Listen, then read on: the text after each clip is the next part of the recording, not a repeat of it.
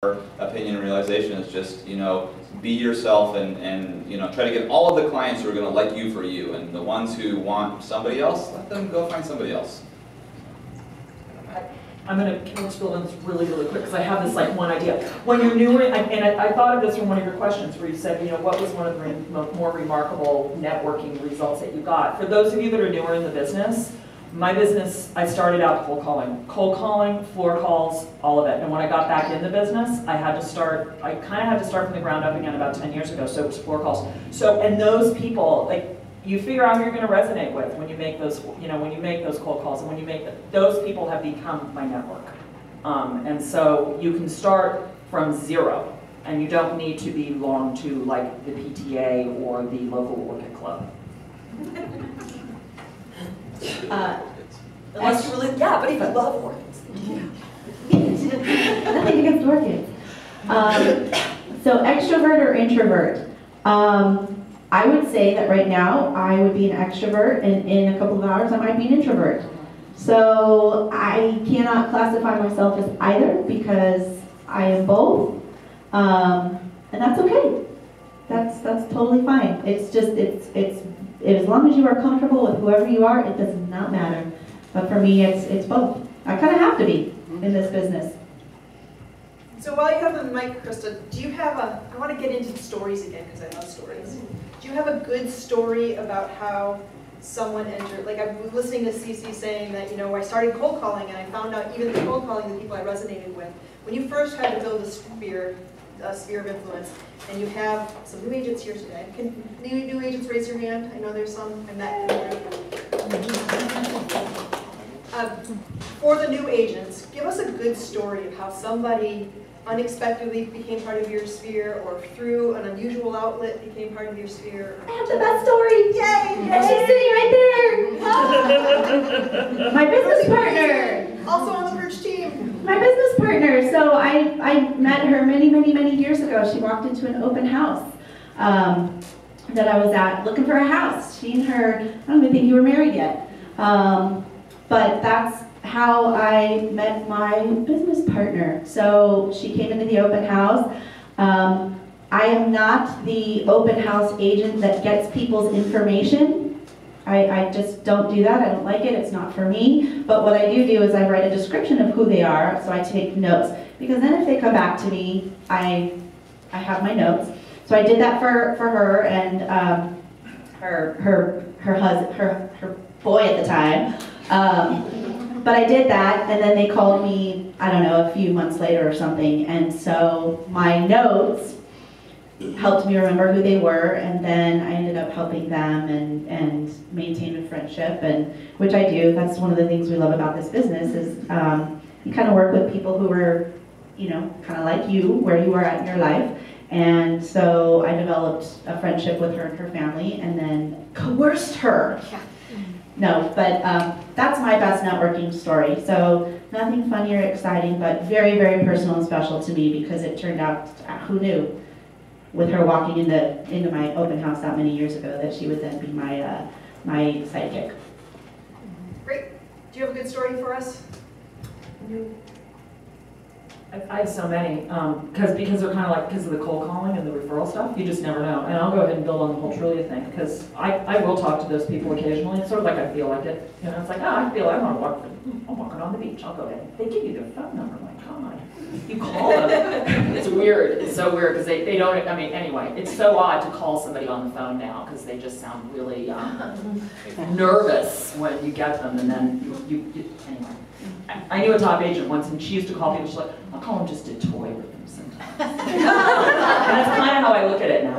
Just toy with them and see how this goes. So I got a Trulia inquiry a while back. Lovely, lovely gal. Met with her.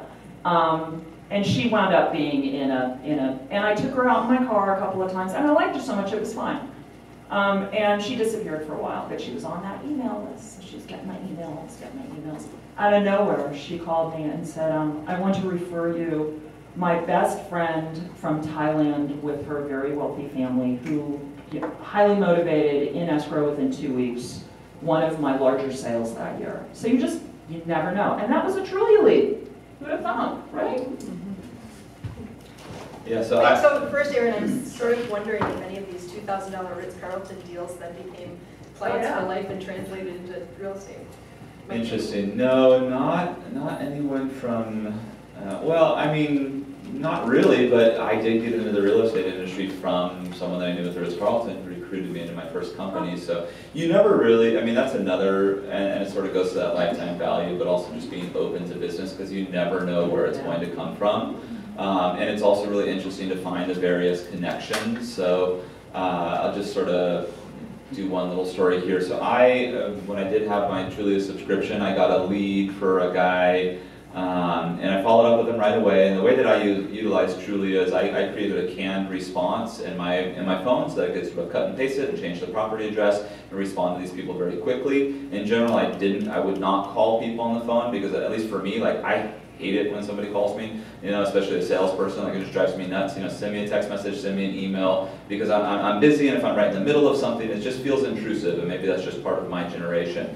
But I would immediately respond to somebody, usually with a text message on their phone number, and the goal of the canned message was to get them to start interacting with me. So offer something of value. Say, you pinged me on this property, I just looked it up online, they're taking offers on Tuesday of next week, do you want to go and see it, or would you like to see a copy of the disclosure package? You're just offering something of value and getting them to start interacting with you. And I had a lot of people who said, oh my God, thank you so much. These two other people called me, and I don't want phone calls in the middle of work. A lot of these people are at work when they're not supposed to be on Trulia, kind of playing around, and then if you call them, and it's just all bad. So anyways, I had one guy who had pinged me on Trulia, and I had sent him the response, and we had a short interaction, and that was it. And then he sort of fell off the map. With a lot of these people, you just don't follow up because you're getting so many of them. And he called me 6 months later, and I ended up meeting with him, and it turns out that I was friends with his sister in high school, which was kind of interesting. And he's a young guy like me, and he's also an entrepreneur. And so I started working with him. Within a month or so, sold him a triplex, and he's referred me a bunch of other business. And I just went on a listing appointment recently. And one thing that I do use social media for, which I think is very smart, is to do a little bit of cyber stalking on your prospects. So I think it's a really good idea. I always, when I am first interacting with someone, pull up their Facebook profile and just see what I can see, and just find out what you can find out about this person. And it's really, from my perspective, at the Ritz-Carlton, they train you to look at what kind of garbage your guests have, right? So they train the valet to look at what kind of candy wrappers are in your car. And if they notice you always eat M&Ms, they'll make a little note about it, and the next time you check in, there might just be a big bowl of M&Ms in your room. So find out what you can find out about your customers. And so I went on this listing appointment, and I realized, and it was for a triplex, and I realized that the seller was friends with this guy who I had sold a triplex from, and I just casually dropped his name in the conversation. It was like, oh, I know him. And it was a little sly, because I didn't tell her that I knew that she knew him, but I was able to create a bond right there and turn that sort of just cold lead into sort of a warm lead, because I just checked her Facebook profile and saw that she was friends with a mutual friend and saw a connection there. Cyber stalking. Krista has a good way to cyber stalk.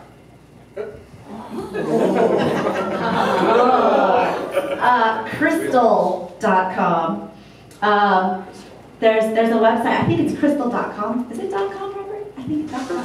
I don't know. Look up Crystal cyber stalking. Anyway, there's this company called Crystal, and what they do is you can put in somebody's name. Yes, I've cyber stalked you, and I've cyber stalked you. And no, but you put somebody's name in, and they will search all of their online social conversations, their statuses, how they talk, how they connect.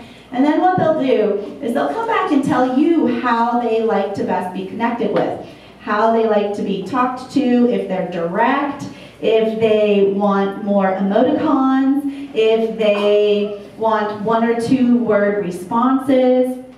It's a little creepy, but check it out, because it's actually really, really valuable. Because when you first meet a new lead or a new agent or a new anybody, and you pop their name in there, yes, it's free for 2 weeks and then it turns into something else, but you pop their name in there, it actually is really kind of interesting, because as long as they have an online profile, as long as they have an online presence, then you learn a lot about them. So you go onto their Facebook page, you go onto other, other sites, you go onto LinkedIn and you look it up, and then you go onto Crystal and you see how they actually communicate. The other really cool thing about it is that if you link it to your Gmail account, it will also help you devise your emails so that they will respond favorably to them. And it will come up and say, you should update it. And you press the little button and it will say, consider changing this, or consider doing this. So just a little example on how that worked with one of my clients. I have a listing and I have a really particular seller who just was not listening and not listening. And I'm like, oh, Crystal her. So I did. It helped me revise an email, and then it popped back. She responded right away, very favorably. And I was like, what? It worked. So, but it's really kind of cool. So it's just another way to, I don't want to say cyber stalk, but get to know somebody a little bit better. I already said it, so. Cece's petrifying. Let's switch slightly so that we can bring you back down. And let's realize that it doesn't just happen to us. We're not just out there cyber stalking, but that clients Doing it to cyber us too. So let's talk about that a little bit in two ways. What I'm thinking about is, for LinkedIn, I feel like it works for, like, that's a good reason for LinkedIn. So talk about how you set up, how you might use or not use LinkedIn. And then also what you do about internet trolls or negative reviews and that kind of thing. So when you're being cyber stalked online, how do you set it up so that it looks good, and how do you handle when it goes bad? I mean, there's that saying that any review, be it a good review or a bad review, is good for you because it allows you to either get really pissed, you get really drunk, you get really defensive, you really understand how you respond to negativity. It's happened to me, it's happened on Yelp, and what happened is, I still don't know who it was, but somebody for quite a while had gone on and tried to deface me on Yelp and on Facebook, and it was somebody I'd never met. I still have no idea who it is, but it really brings you down, it crushes you. Like, I don't care how strong of a person, I mean, I'm a pretty darn strong person, and it still crushes you. So they're going to be out there, and if you're going to be online, you have to understand that there's going to be a little bit of vulnerability. And when for me, I mean, I'm networking so much that not everybody's going to like what I have to say, and that's okay, because as long as you're creating a truthful dialogue and you're really truthful about yourself and who you are, and you come back to something like that with dignity, then you come out on top. It doesn't matter, you come out on top. So it took me a little while to rebuild Yelp and whatnot, because it did bring me down, but it's okay, it's okay. It helps you go back down to your roots and, really try and figure out, okay, well, here's how I responded to this, this is what I can do about it, and after I finish this martini, I will go and... I should say that if you go to Krista's Yelp and it's still there, it was handled so beautifully and eloquently that she flipped the script. It really went from someone saying, this person did something to me, to Krista saying, well, I'm not sure I've ever met you. You might be thinking of another Krista Miller, because there's another Reels, because my name's common. But in case you haven't, can we talk online? Here's my contact information. It doesn't sound like me. Because I think the Yelper had said something about how she didn't treat him right because she was in condos. And she said, I don't have a price range. I treat every client as if they're my client for life. And had this really great response that I think when somebody's looking at her Yelp page and they see all the 5-star reviews and then see this one that's errant that she answered to, and then they never came back on because how can they answer to all of this nice, polite professionalism? It kind of did work as a positive. It was like, oh yeah, there are real people. This isn't all just reviews she's created. Here's someone that said something bad, and she showed her professionalism by answering. So I think that's the key, is that maybe go get drunk and upset, and then come back to social media sober, and think about it, and be well-crafted and professional. And you can respond to any online criticisms and in any manner that you choose. You can ignore it, you can respond professionally, you can move on. However, you can attack it however you want to. Do you have a good troller or bad review response? I don't, but I want to share two things because there's a woman that I greatly admired who had an incredibly thick skin, and sometimes I just want to have a thick skin. And she was trolled and slammed online in a discussion, and she just relentlessly went back and stuck, I'm going to say like she stuck to her message. She just kept on, she never responded directly to anything anybody said. I think there's a mistake in getting defensive in those kinds of conversations because you're just going to engage them more. And then there was also a This American Life piece a while back about a woman who was trolled and she met her troller. I don't know if anybody heard that, but it was a very insightful piece. It was a remarkable piece, and if you can find it or somehow dig it up, it's a worthy listen. So I only have one troll story. I, a few years ago, got a 1-star review on my Yelp account from somebody that I had no idea who they were. And it was a really harsh personal attack, saying like, this guy doesn't know what he's talking about, and there's lots of other agents out there, blah, blah, blah, all this stuff. And I had never met this person. This was a while ago when I was really focusing on building a lot of my business. And so I went direct to Yelp on that, and I said, look, I've never met this person, I've never done business with them, and they took the review off. She posted it again, and they took it off. She posted it again, and then Yelp deleted her account. She created a new account, oh my God. Came back on, and like posted even like more fiery, review, and then that got deleted, and that account got deleted as well. And so, my personal thoughts are, if you have a situation where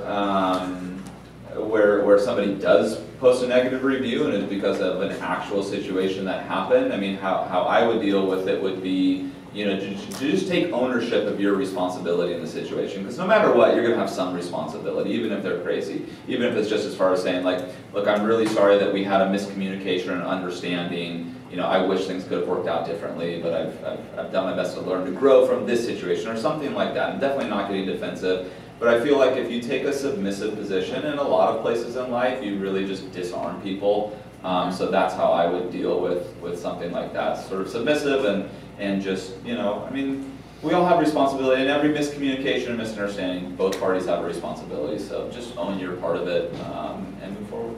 I always teach my kids that I'm sorry has 3 parts, not just one part, I'm sorry.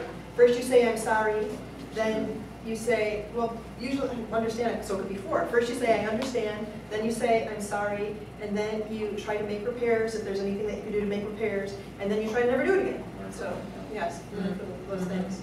So I think that's always life lessons. I always try to take that into heart myself too. Really good advice. Thank you.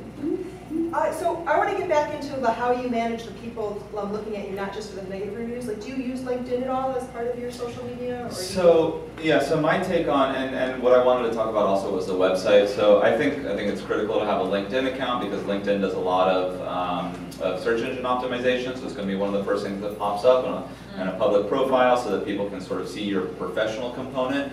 And I recently redid my website, and I really think it's one of the things that we do horribly in our industry are our websites. There is so much noise and crap on our websites. We try to be that jack of all trades, all resources for everything you could ever imagine. And from my perspective, I mean, none of my clients would ever go on my website to search for real estate. They're going to use Redfin or Julia or something like that. So why clutter your whole sphere with that? So I try to make my website as basically a resume for myself. Here, you can log onto the site and within 2 to 3 minutes get a clear understanding of who I am. Both sort of, on a personal level, on a professional level, and sort of the results. Like the first half of my website is the results, and it's just really, because people are going to be there for a really short amount of time. Have a super short attention span. So I think you really want it to be to look at your website and your LinkedIn account as a resume. And also just sort of piggybacking on that to Facebook, I make a lot of my Facebook posts public. Because I think people do, sort of check us out online, and they're sort of watching you and interviewing you and trying to decide, do I want to, open a relationship or an interaction with this person? And so when I'm posting things on Facebook, I do make a lot of my posts public to try to just give people a really authentic taste of who I am. Like this is me, and if they want to call me afterwards, perfect, because that's the call that I want to get. What was the question? Yeah. How do you craft your internet presence for the people that are scoping out cyber shopping? My website, I call my website my business card. It's an extension of who I am. One thing, this is just going to come back to the writing again, but one thing that I did a while back was I went into all the different feeds, you know, like the Trulia and the Realtor.com, and actually Realtor.com, this is my opinion, this is what they're saying, Realtor.com is a building force. And I would encourage everybody to start paying more attention to it. There was a statistic recently where more people were looking for homes on Realtor.com than on Redfin or Zillow, or, I mean, it's kind of the new thing. I think that's out of reach, and I think it's just going to come into the Bay Area. It hasn't arrived yet. So I went into Realtor.com, and I just had a lot of fun with my bio, and I just wrote my story and really fleshed it out. And it's become a very beneficial tool for people that don't know me. I was referred some sellers by court order. They had to use me. And this guy looked me up and he called and said, oh, you know, you were this and you did this and oh my gosh, wow. He read that whole bio and he felt so much better about me after reading it. So I craft a presence that reflects who I am with my website. I'm going to add really briefly that I am also trying to revamp my website to get it mobile because my interface is not good on the phone. And I mean, it's decent, but you know, you got to expand that font to see it. And I mean, it's just so, I think we need to be paying attention to how frequently people are using mobile instead of their desktop to check out people online. Can I stop and just give you, like, we all want clients for life, but how powerful is that somebody made it part of their lawsuit, or I don't know what the court order was, or where you were that you got it, but to have a court order that someone says that they have to use you, I think that's pretty... It was bizarre. It was just like one of those networking things where an agent... But it's a networking thing, and it's pretty phenomenal. Yeah. I think that for me, one of the keys for networking and building a big network is that you have a profile everywhere. So I have a profile on LinkedIn. I don't use LinkedIn, but I have a profile there. I do use it to do research, but not networking. I have a profile on all the social media sites, Google+, Active Rain. How many of you remember Active Rain? Well, now it's back. My Active Rain account, if nobody, it was an online blogging platform for agents through the agent community. That, when people search for me, that ridiculous profile comes up for some reason, and it's not even 100% complete. So for me, with my online, you know, trying to get business online, I have a profile everywhere, but I may not use it, but it is everywhere. And how to protect yourself, you can't. If you're going to put yourself out there, you can't. But if you're putting yourself out there as you and not as a fake you or not as somebody else, then it's going to be okay. So you just have to do it, and you've got to put it out there. And even if you're not on the websites and you don't use it, put it there because you don't know who else is there. Periscope. Go on Periscope if you really want to because you never know. I'm just kidding. But that's what I would say about that. So Cece, I want to get offline a little bit now since we've spent the first whole hour on that, and I want to hear more about your parties. Who do you hold them for? What is your... Oh, I hate giving parties. I like dinner parties. A dinner party for 8. That's as big as it'll go. It was Who's interesting. at the table?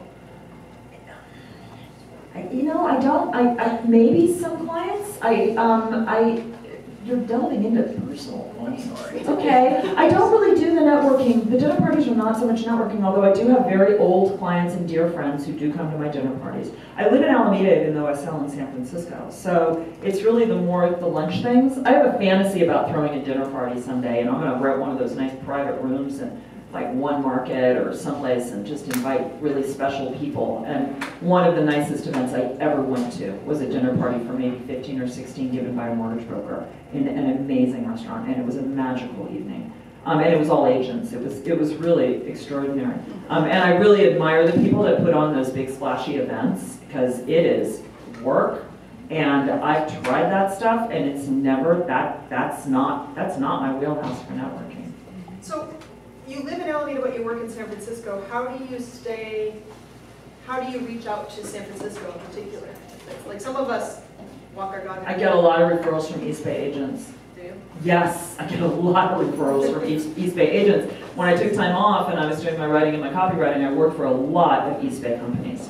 And so often when people say I need a San Francisco realtor, they'll ask around the office and my name will be the one that comes up. And then I also get, one of your pre-questions was like referrals from way out of area. And you'll get, you know, Hannah Fry will get a call in Alameda from somebody saying, you know, do you sell in San Francisco? And because somebody in Kansas doesn't understand that San Francisco can mean so much. So Hannah is the San Francisco agent in Topeka's mind, and so she'll call me. So I get a lot of referrals from agents that way.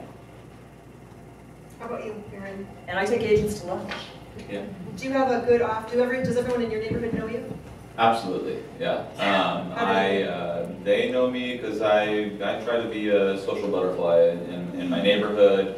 And also my son started kindergarten or sort of pre-K recently at the local school. And I'm heavily getting involved with that, absolutely. And you know, definitely a motivator for it is business, and I'm really excited about the opportunity to earn business out of that environment. But I like hanging out with people. I mean, I really one of my favorite things to do is just meeting new people, and it was on sort of one of your questions, sort of winning them over. So when I get a new group of people that I have a connection with, it's like, wow, this is this fantastic opportunity to go and meet a bunch of new people and sort of establish relationships with them. So. Do you have a good icebreaker when you're in these new environments, or a good way to say you're a realtor without wearing your name tag? You know, I place a lot of effort not to bring up business because I think that that's a huge mistake. You know, even though one of my goals is to earn business out of these groups, I don't bring it up. This woman blessed me the other day. I was at this sort of play date for my son's school where we were all sort of meeting, and this other woman who's a realtor who lives on my block who also has a kid who's going into the school. We were standing in this group of 5 or 6 of us, and she just was like, oh, Erin, do you have any listings coming up? And I sort of looked at her and I'm like, yeah, do you want me to tell you about them? Like, we're, you know, hanging out at school with all of these, you know, new sort of people around, and I have a big fall. I have 5 or 6 listings coming up, and so I just told her about all of them, and all these people in the group were like, wow. And afterwards, this woman came up to me and said, hey, I'm interested in that investment property you were talking about. Like, here's my information. I kind of want to buy an investment property. So I think that we're always networking. I think that, you know, whether you're having a dinner party with your best friends, or you're meeting someone for coffee, or you're just walking down the street, you never know where business is going to come from. And I think that your intention should not be, I'm going to get business out of every single person I meet or breathe or walk into, but I think you should be open for that. And I think you should be passionate about the business. I mean, one of the questions you were going to ask earlier is like, what's your response when people ask you, how's the market? And even when I started in 2007, my response was always phenomenal. And I think you always need to be positive and energetic and excited, because that attracts people. You know, if someone asks you how the market is and you say, oh, it's really tough, it's like, well, I'm not going to call that guy, you know, so. Kind of off topic. I do, wait. So here's one thing that I think. Everybody that is really good at networking situations and parties and things thinks that they don't network and everything in party situations.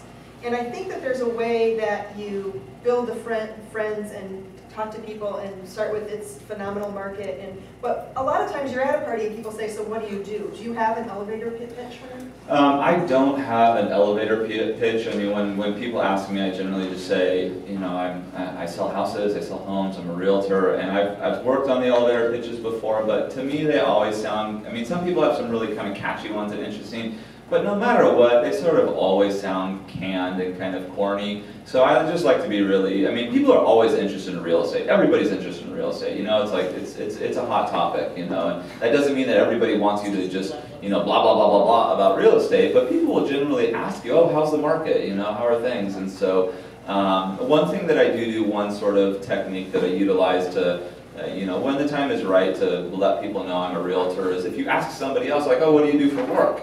They're going to return and ask you afterwards, and that's an opportunity to sort of lead into it. But I really think if you just place all of your focus on getting to know this person as a person and building a genuine relationship with them as a fellow human being, the business side will come. And if your intention is like, oh, I want to meet you, I'm a realtor, you know, Yeah, because I mean we're you know, I think one step up from used car salesmen in most people's sort of mind, you know, because there's so many realtors, and you know so just don't fall into that. You know, get to know somebody on a human level. People want to work with someone